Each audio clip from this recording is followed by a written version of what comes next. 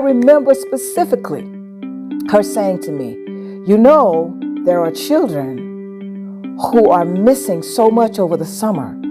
They are taking steps backward as other kids are taking steps forward.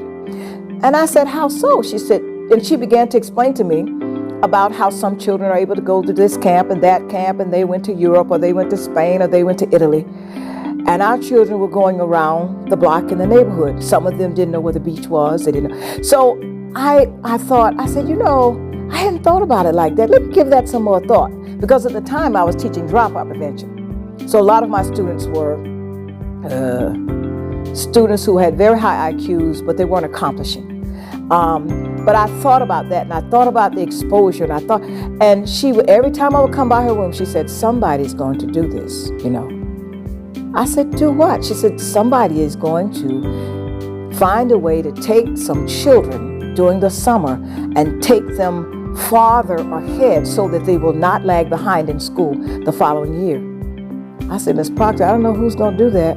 I said, because teachers are trying to find jobs. Maybe it's a summer school. She says, no, it's got to be us who do it for our own children.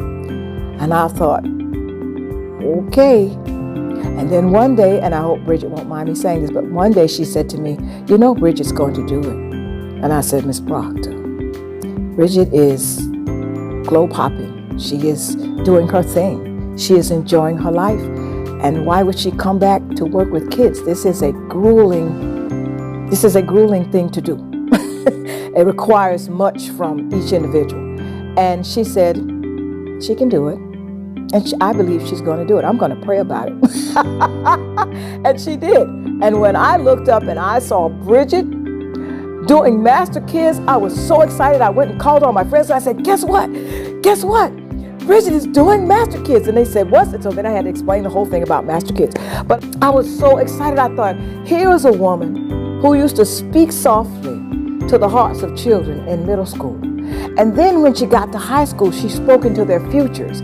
And she spoke into mine as a beginning teacher. And I thought, this dream she told me about for years actually came true. I just want to say that her influence on my life was more than I can even say.